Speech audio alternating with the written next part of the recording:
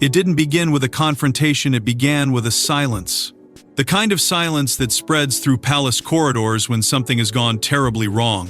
But when word reached Princess Anne that the locks at Sandringham had been changed without her knowledge, what followed wasn't confusion. It was something far more dangerous. Resolve. And by the time she made her move, the monarchy was already on the brink of something irreversible.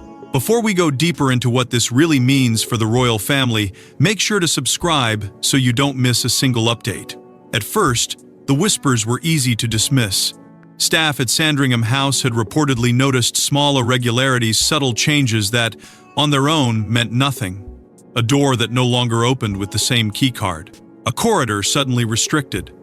Access points that had remained unchanged for decades quietly sealed overnight. It didn't come with an announcement. It didn't come with explanation. And that was precisely what made it so unsettling. Because in a system built on rigid hierarchy and carefully documented protocol, silence is never accidental. It is strategic. Those who had served the royal household for years, some for generations, began to exchange cautious glances rather than words. There were no memos, no official briefings, no clear chain of instruction. And yet, the changes were real. Reports suggest that long-standing permissions were revoked without warning, leaving even senior aides unsure of where authority now stood. It was as if the invisible map of Sandringham had been redrawn overnight, but only a select few had been given the new version. And then came the most unsettling detail of all. Palace insiders, speaking in hushed tones, pointed toward a direct order originating from King Charles III himself. Not delegated, not filtered, a decision made at the very top. But even that raised more questions than answers. Because those familiar with the king's approach to internal matters describe a man who values consultation, who leans on long-standing relationships, especially when it comes to family. So why now? Why bypass the very structures that had governed royal estates for decades? What made the situation even more volatile was how the information reached Anne, not through formal channels, not through the carefully constructed pathways of palace communication, but indirectly through the same quiet whispers that had begun circulating among staff. And for someone like Anne, whose entire identity is built on discipline, order, and unwavering adherence to duty, that detail alone was enough to shift the situation from concern to confrontation. Because this wasn't just about access.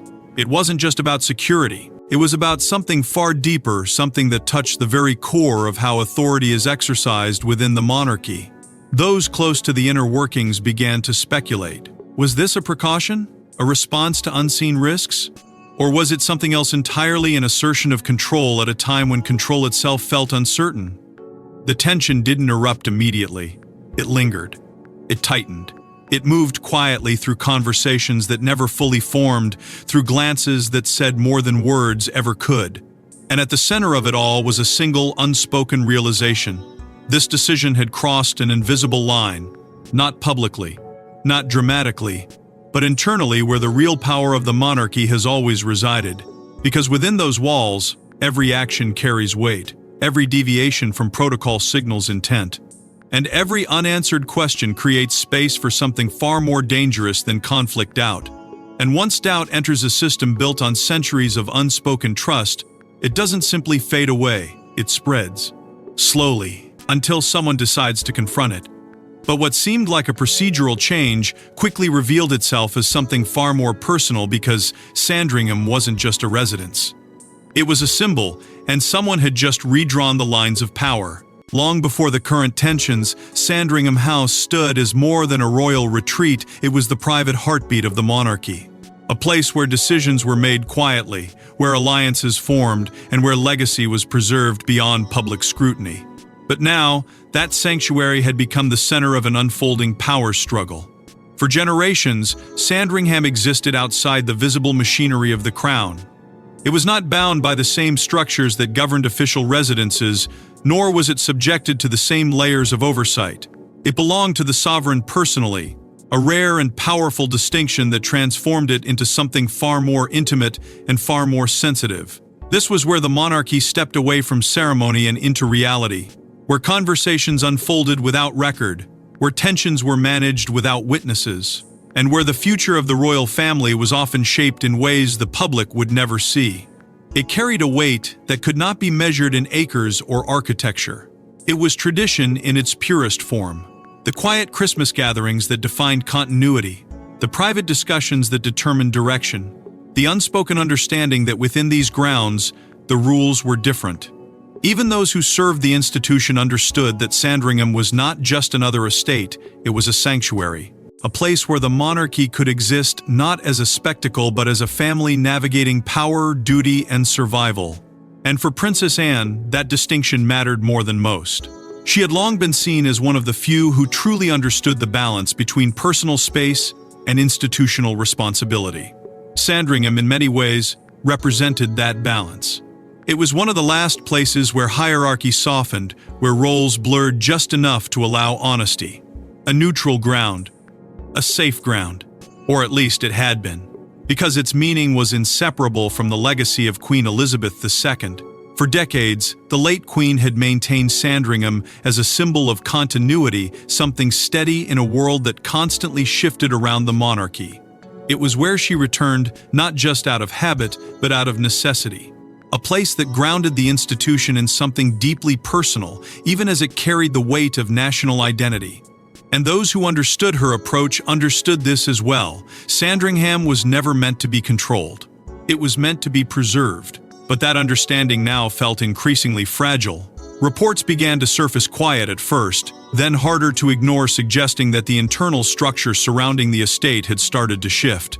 Administrative changes, adjustments in oversight, subtle signs that the balance once maintained so carefully was being recalibrated. Some attributed it to evolving priorities. Others pointed more cautiously to the growing pressures surrounding King Charles III, particularly in light of his ongoing health concerns and the demands that came with them. Because when a system built on tradition begins to change, it rarely announces itself. It adapts quietly, often under the justification of necessity. But necessity has a way of blurring intention, and intention, when left unexplained, invites interpretation.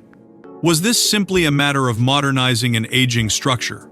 Or was it something more deliberate, an effort to redefine who holds influence over the most personal spaces of the monarchy? The shift was subtle, but it was undeniable. The sense of neutrality that once defined Sandringham seemed to waver. The idea that it stood apart untouched by internal dynamics no longer felt certain. And for those who had always relied on that certainty, the implications were impossible to ignore. Because when a sanctuary changes, it doesn't just alter the space. It alters the power within it. And it was within this deeply personal stronghold that a decision quiet, calculated, and deeply controversial had just been executed without warning. No announcement, no briefing, no consultation. The locks were simply changed, and with them, the balance of trust inside the royal family. According to those familiar with the situation, the directive came swiftly and without debate. But the real question wasn't how it happened. It was why. Because within the monarchy, decisions are rarely impulsive. They are layered, deliberate, and almost always filtered through a web of consultation that protects both tradition and stability. Yet this time, that process appeared to vanish. Reports began to circulate quietly at first. Then, with growing urgency, that King Charles III had personally authorized a sudden and sweeping change to the security structure at Sandringham House. Not an adjustment, not a review, a decisive action. And with that action came consequences that no one had fully anticipated. Long-standing access privileges, some of which had remained untouched for decades, were reportedly revoked or altered overnight.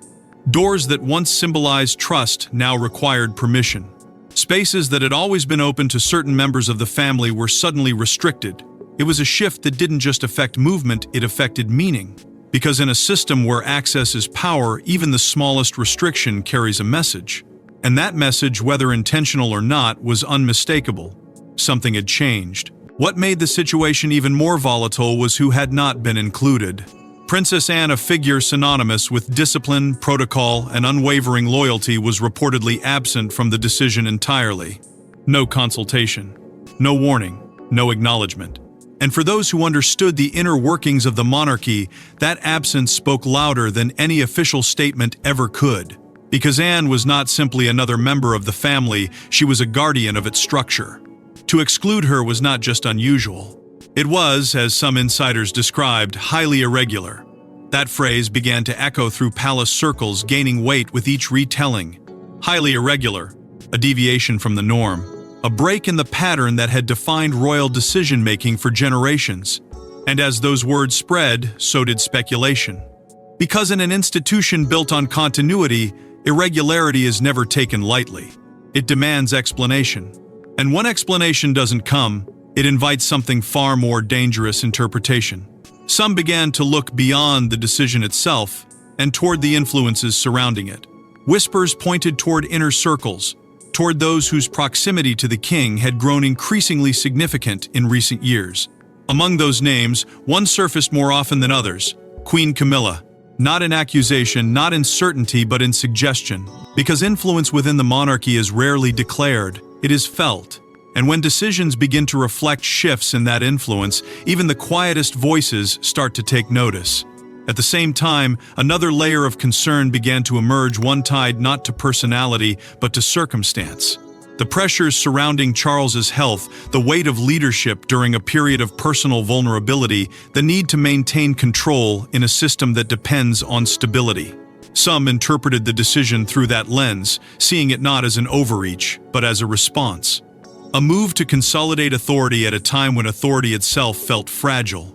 But even that interpretation raised difficult questions. Because consolidation, when done without transparency, carries its own risks. It can protect, but it can also isolate. It can strengthen, but it can also divide. And within a structure as delicate as the monarchy, those distinctions matter more than ever. Especially when the lines between necessity and control begin to blur. What was clear, however, was the effect. The atmosphere within Sandringham and beyond had shifted. Conversations became more cautious, movements more deliberate, and beneath it all, a growing sense that something fundamental had been disrupted, not publicly, not visibly, but internally, where the real balance of power is held. Because this was no longer just about security. It was about trust, about inclusion, about the unspoken agreements that allow a centuries-old institution to function without fracture. And once those agreements are tested, even in silence, the consequences don't remain contained. They spread, quietly, relentlessly, until someone decides to challenge them. But if the intention was to quietly assert control, it underestimated one critical factor: the one person who had never accepted decisions made in the shadows. There was no scheduled visit, no convoy announcement, no formal entry logged in advance. When Princess Anne arrived at Sandringham House, it wasn't as a guest, it was as something far more formidable. Because when the iron-willed guardian moves without warning, it's never without purpose. The first sign wasn't noise, it was disruption, a break in rhythm. Those stationed at the estate had been adjusting cautiously to the new restrictions, still uncertain of where authority now began and ended. And then suddenly, Anne was there. No prior notice filtering through administrative channels. No preparatory message to soften the moment. Just presence. Immediate, undeniable, and impossible to ignore. Reports suggest that for a brief second, everything stopped, not because of confusion, but because of recognition. This wasn't routine. This was intervention. At the gates, hesitation took hold, not resistance. Not refusal, but something far more telling: a pause. Because those responsible for enforcing the newly established access rules found themselves facing a contradiction that protocol alone could not resolve. The instructions were clear. The changes had been made under direct authority, and yet standing before them was someone whose authority had never needed to be written down. A figure whose role within the monarchy was defined not by titles alone, but by decades of unchallenged credibility. That moment, brief, silent, but heavy with implication, became the first true collision between the decision and its consequences. Staff reportedly exchanged uncertain glances, caught between duty to the new directive and instinctive deference to Anne's standing. Because this wasn't simply about whether she could enter. It was about whether the rules themselves could be enforced against her. And that question, once raised, carried far more weight than any locked door ever could. Those familiar with the situation describe it as a standstill moment, a point where time seemed to stretch, where no one moved because no one was certain who should move first. It wasn't confrontation in the traditional sense. There were no raised voices, no overt challenge, but beneath the surface, the tension was undeniable. Because in that silence, something critical was being tested. Not just authority, but legitimacy. And then, according to reports, Anne moved forward. Not dramatically, not forcefully, but with the quiet certainty of someone who does not question her place within the structure she has spent a lifetime upholding. It wasn't defiance in the way outsiders might expect. It was something far more controlled, more precise, a signal rather than a spectacle. Because Anne is never needed to declare her position, she embodies it. That single act shifted everything. Because by proceeding, she did more than cross a threshold. She challenged the premise of the change itself.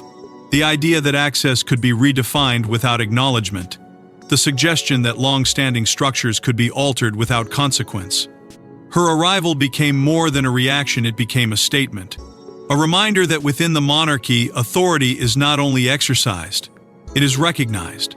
And when that recognition falters, the system begins to strain. The atmosphere that followed was described in quiet but unmistakable terms: charged, silent, deeply uneasy. Conversations were shortened. Movements became deliberate. And beneath it all, a growing awareness that this moment would not simply pass. Because once a line has been tested, it cannot be unseen.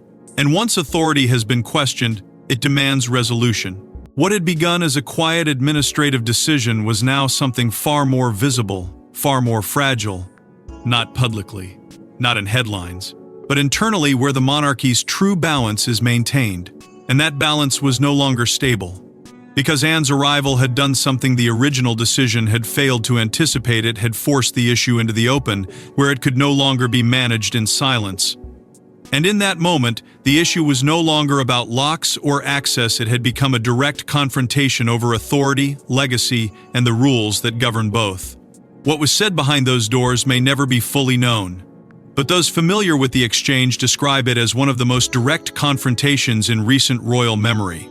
No aides, no filters, just decades of loyalty meeting a decision that had shaken the very foundation of trust.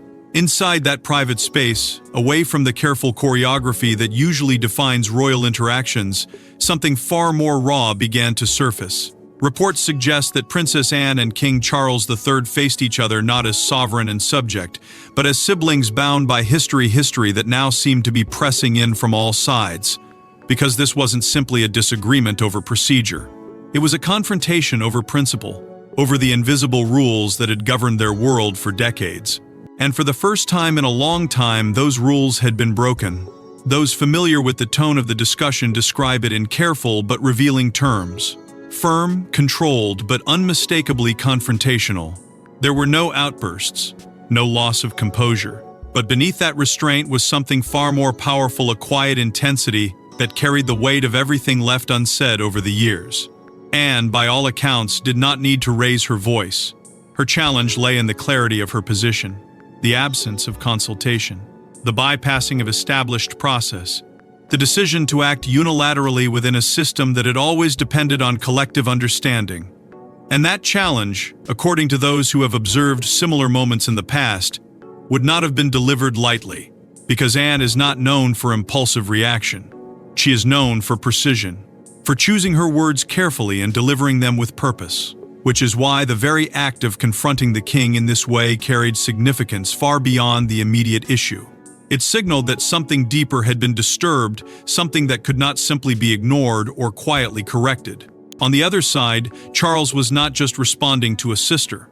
He was carrying the weight of a crown that demands authority even when that authority is questioned. Reports suggest he remained composed, measured, but undeniably under pressure.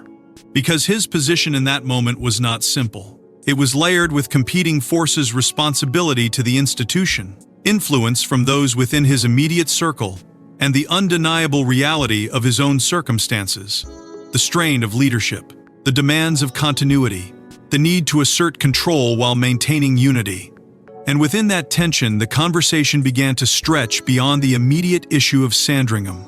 It moved into territory that is rarely spoken aloud but always present: succession, influence, legacy.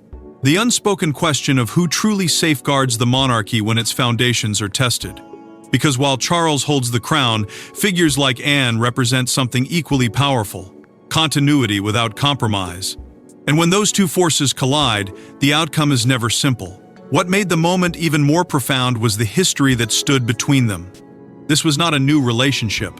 It was one shaped by decades of shared experience of standing side by side through moments of triumph and crisis, of understanding the weight of duty in a way few others ever could.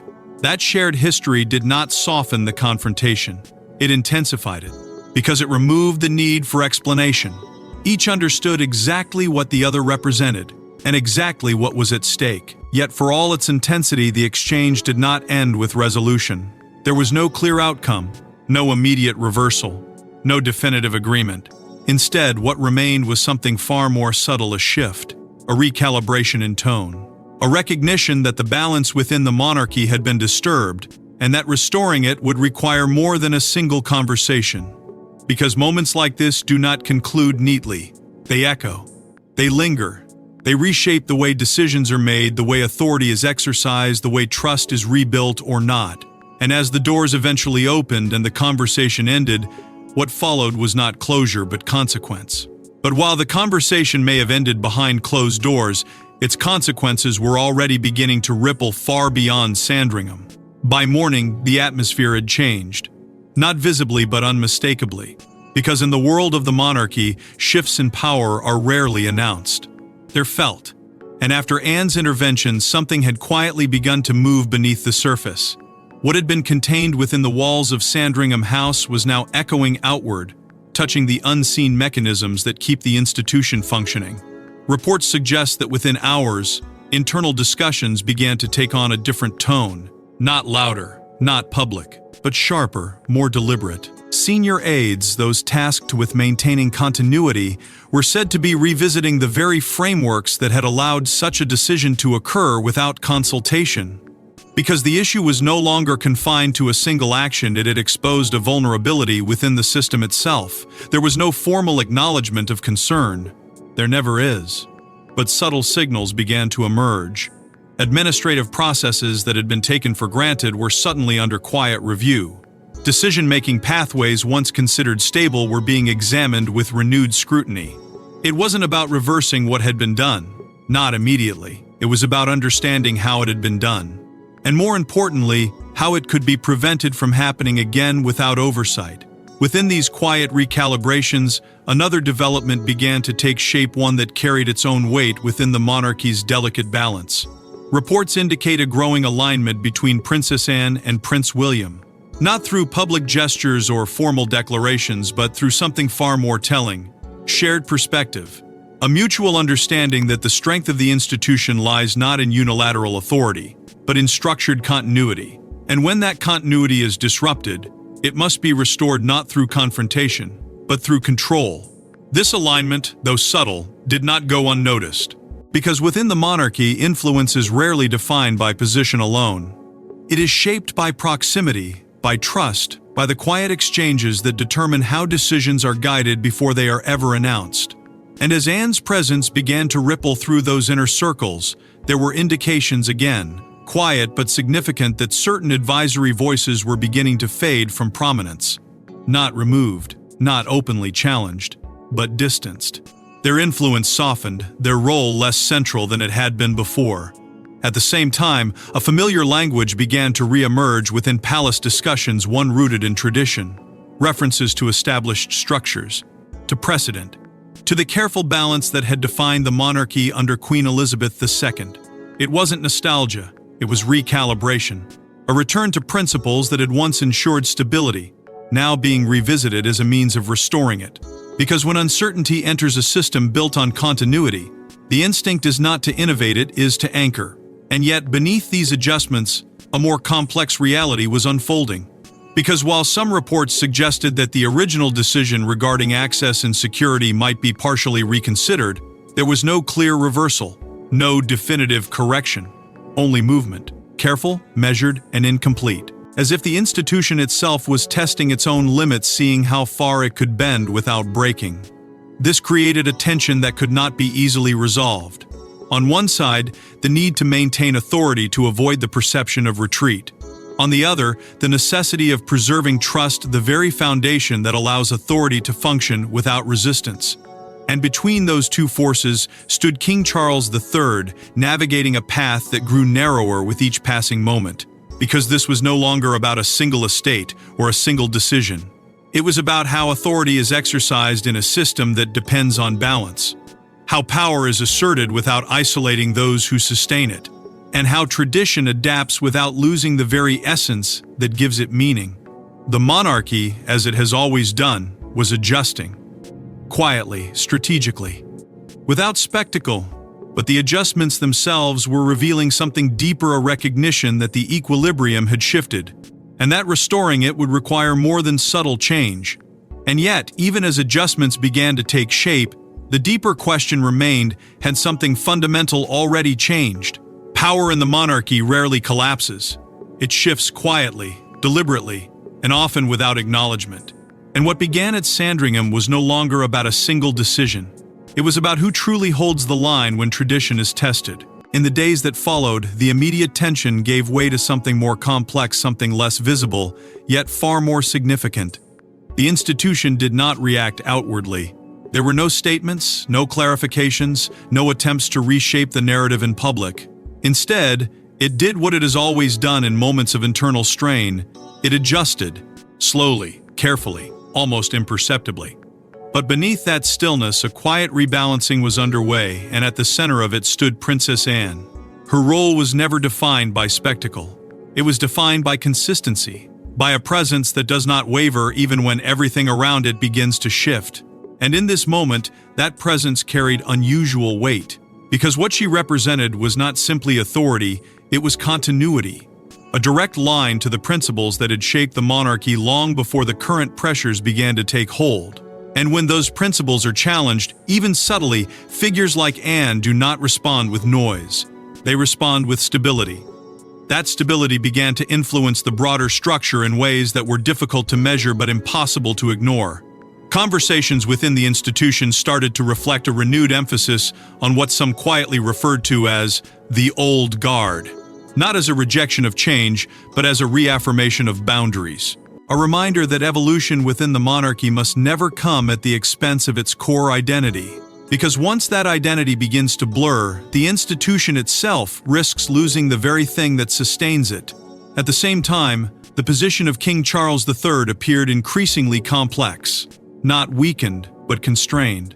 Reports and interpretations began to suggest a growing awareness that his decisions were being viewed through multiple lenses, each one shaped by different expectations, different loyalties, different interpretations of what the monarchy should become. And within that web of perception, every action carried more weight than intended. Every choice invited scrutiny, not just for what it did, but for what it implied. This gave rise to a subtle but undeniable shift in how internal dynamics were perceived. The idea of a unified structure began to give way, quietly, to the recognition of differing approaches. Not open division, not conflict, but variation. A sense that within the same institution, multiple interpretations of duty and leadership were beginning to coexist. And while that coexistence remained controlled, it introduced a new layer of complexity, one that could not be easily resolved. Within that complexity, symbolic actions took on heightened significance, and none more so than Anne's unannounced arrival, because it was never just about access. It was about presence, about stepping into a space where uncertainty had begun to settle and reasserting something that could not be written into protocol, authority grounded in trust. That act, quiet as it may have seemed, became a reference point, a moment that redefined how power could be expressed without confrontation. And through that expression, something shifted, not dramatically, not in a way that could be easily identified, but in a manner that restored a sense of balance. A recalibration achieved not through declarations or directives, but through the steady reassertion of principles that had always been there, waiting to be reinforced. The monarchy, in its own way, adapted. It absorbed the disruption without acknowledging it. It adjusted its internal rhythms without exposing the strain. Because that is how it survives, not by avoiding change, but by controlling how that change is allowed to unfold. Quietly. Strategically. Always beneath the surface. Because in the end, the monarchy doesn't fracture in public, it recalibrates in silence, leaving only traces for those watching closely. This was never just about locks. It was about legacy. about who protects it, who challenges it, and who ultimately decides what it becomes. And in that quiet confrontation at Sandringham, the future of that legacy came into sharper focus than ever before. Because beneath every decision, every hesitation, every unspoken disagreement lies a truth that defines the monarchy itself. It is not owned. It is not possessed. It is carried. A sacred trust, passed from one generation to the next, shaped by those who understand its weight, and tested by those who attempt to redefine it. And what unfolded at Sandringham House was not simply a moment of internal friction. It was a reminder that this trust is fragile, and that even the smallest disruption can reveal the deeper tensions that hold it together. In that context, the actions of Princess Anne take on a significance that extends far beyond the immediate situation. Because her response was not driven by emotion, nor by personal interest. It was driven by something far more enduring: duty. A commitment to the structure itself, to the principles that have allowed it to endure through uncertainty and change. And in choosing to act, not loudly but decisively, she reinforced a truth that has always existed within the monarchy.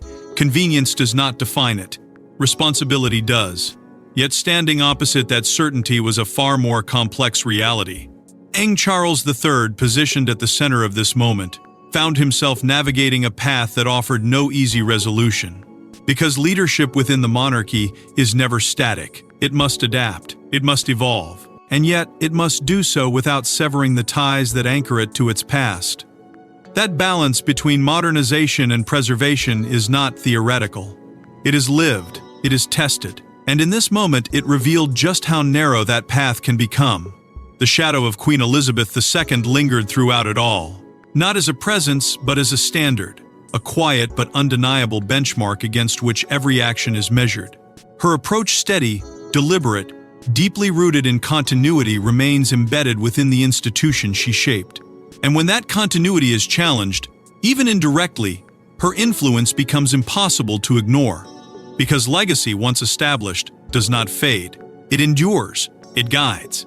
And in moments like this, it defines the boundaries of what is acceptable and what is not. Sandringham itself, once a symbol of unity and retreat, now carries a dual meaning. It remains a place of continuity, of history, of shared identity. But it has also become a reflection of conflict, of the quiet struggles that exist beneath the surface of even the most stable institutions. A reminder that no space, no matter how sacred, is immune to the pressures that shape the people who inhabit it.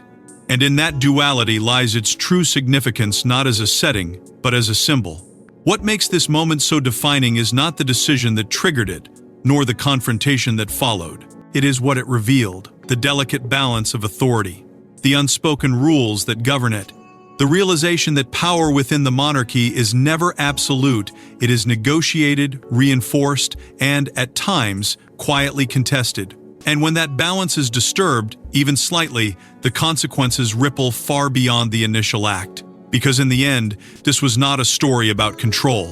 It was a story about responsibility, about the weight of history pressing against the urgency of the present, about individuals navigating roles that demand both strength and restraint, and about an institution that survives not because it avoids conflict, but because it absorbs it, reshaping itself without ever fully breaking. And as the immediate tension fades into the background, what remains is something far more enduring. A shift, subtle but undeniable, in how power is perceived, how decisions are made, and how legacy is defended. Not through declarations, not through spectacle, but through actions that speak in the language of continuity. Because long after the locks are changed and the gates close again, one truth remains within the House of Windsor: legacy is never given, it is defended. Thanks for watching. Please don't forget to like and subscribe, and we will see you in the next one.